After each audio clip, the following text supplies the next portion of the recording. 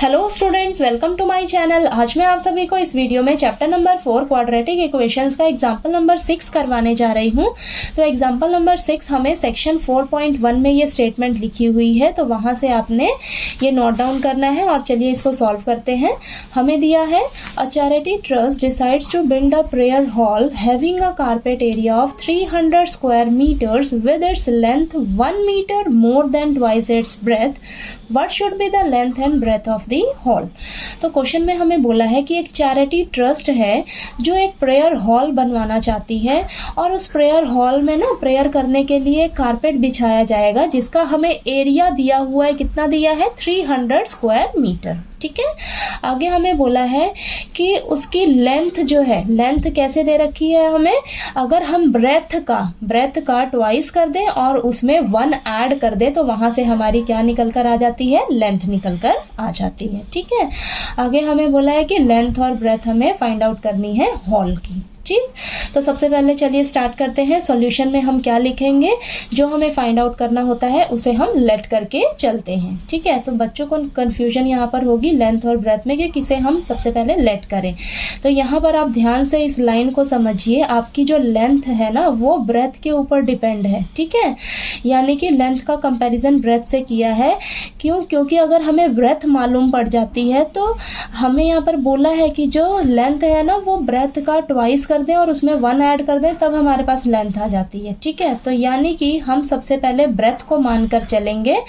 Breath हमें पता लग जाएगी तो वहां से हमारी लेंथ भी मालूम हो जाएगी। ठीक है। तो यहाँ पर आप सॉल्यूशन में सबसे पहले लिखिए लेट दी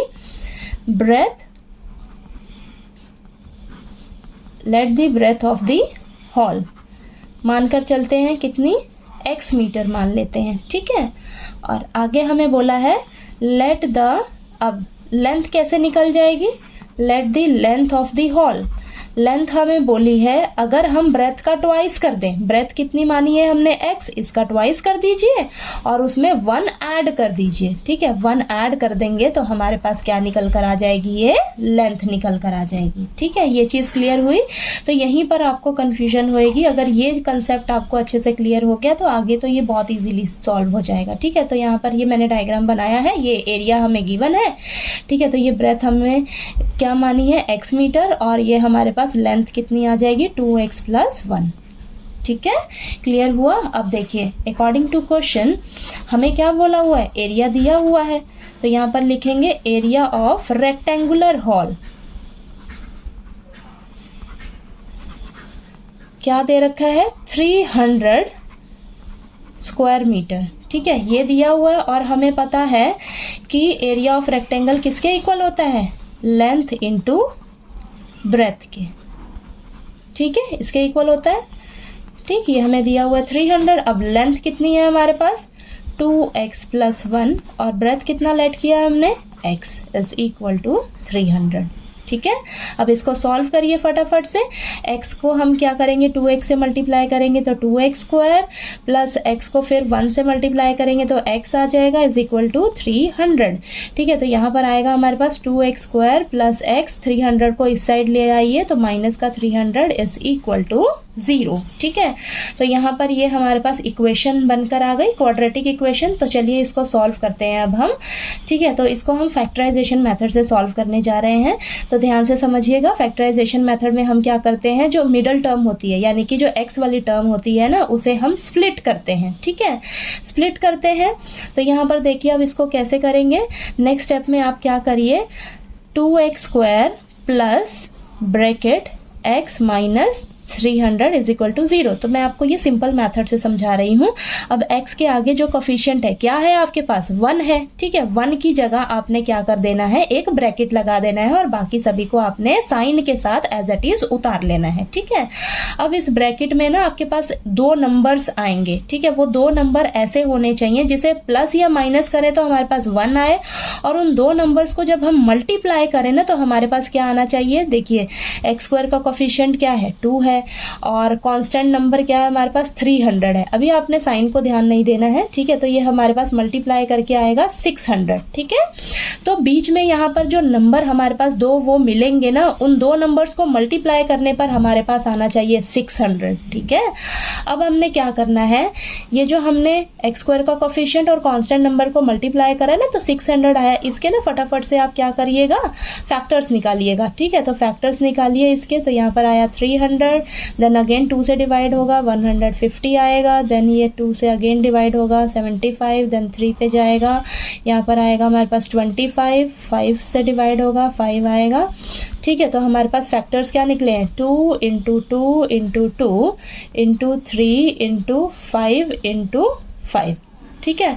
तो हमारे पास ये जो फैक्टर्स निकल कर आते हैं ना, इन्हीं में से आपने वो दो नंबर्स फाइंड आउट करने हैं किसी तरह, ठीक है। तो यहाँ पर मैं देख रही हूँ, देखिए 2 2 ज़ा 4, 4 2 ज़ा 8, 8 3 ज़ा कितना आया, यहाँ तक मल्टीप्लाई करने पर हमारे पास 24 आ रहा है, ठीक है। और 5 5 ज़ा कितना आ रहा है मेरे पास, 25 आ रहा है। तो यहाँ पर देखिए जब हम 25 माइनस 24 करते हैं तो हमारे पास 1 आ रहा है, एक्स का कोफिशिएंट मिल रहा है मुझे। और जब हम 25 इंटू 24 करते हैं तो आप मल्टीप्लाई करिएगा ना, तो आपको 600 मिलेगा, ठीक है। ये चीज़ क्लियर हुई। तो आपको ये दो नंबर्स फाइंड आउट करने में ही थोड़ा सा मेहनत करना है, ठीक है। तो यहाँ पर देखिए दो नंबर्स कौन से मिले हैं मुझे, 25 माइनस 24, ये दो नंबर्स आपको यहीं से मिलेंगे।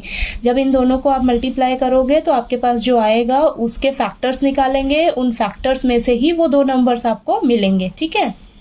तो यहाँ पर वो दो नंबर्स लिख लिए हैं हमने। अब इसको आपने बस अब सिंपली सॉल्व करना है। देखिए 2x² प्लस x जो है वो दोनों नंबर से मल्टीप्लाई होगा, 25x माइनस 24x माइनस का 300 इज इक्वल टू 0, ठीक है। ये चीज़ क्लियर हुई। अब देखिए यहाँ पर हमारे पास 4 टर्म्स हो गई ना, तो इन दो टर्म्स में से और इन दो टर्म्स को उठाइए, ठीक है। तो यहाँ से हम कॉमन लेंगे। देखिए अब यहाँ पर कोई नंबर तो कॉमन आ नहीं रहा है, तो x कॉमन दोनों में है, तो यहाँ से x हम कॉमन ले लेंगे बाहर, तो यहाँ बचेगा 2x प्लस 25, ठीक है। अब यहाँ पर हमें सेम यही ब्रैकेट वाला इधर भी बनाना होता है, तो यहाँ पर माइनस कॉमन ले लीजिएगा और यहाँ पर हम लेंगे बाहर 12 लेंगे बाहर, क्योंकि 24 जो है वो 2 पे जाएगा 12 के टेबल पे, ठीक है। तो यहाँ पर 2x बचेगा और यहाँ पर बचेगा प्लस का 25, ठीक है। ये चीज़ क्लियर हुई। अब इसको हम नेक्स्ट पेज पे कंटिन्यू करते हैं। अब आप यहाँ पर देखिए आपके पास कॉमन क्या निकल रहा है, 2x प्लस 25 दोनों में कॉमन है, ठीक है। तो उसे आप बाहर ले लीजिए और यहाँ से क्या बचेगा आपके पास, x माइनस और यहाँ से 12, ठीक है, माइनस का 12 इज इक्वल टू 0, ठीक है। ये चीज़ क्लियर हुई। अब आप क्या करिएगा, यहाँ से इसको एक बार 0 के इक्वल रख लीजिए, 2x plus 25 is equal to 0 और एक बार x minus 12 is equal to 0। तो यहाँ से आएगा आपके पास 2x is equal to plus का 25 है, माइनस का 25 हो जाएगा इधर जाके, देन x की value I minus 25 divided by 2, ठीक है। और यहाँ से हमारी x की वैल्यू आएगी माइनस का 12 है, इस साइड जाकर प्लस का 12 हो जाएगा, ठीक है। तो x की वैल्यू हमारे पास 2 निकल कर आ गई है। लेकिन यहाँ पर देखिए आपका ये नेगेटिव में है, तो ये नेगेटिव है तो आपका ये रिजेक्ट हो जाएगी x की वैल्यू, ठीक है, क्योंकि हमारे जो लेंथ और ब्रेथ होंगी वो हमारी नेगेटिव में नहीं होती हैं, ठीक है।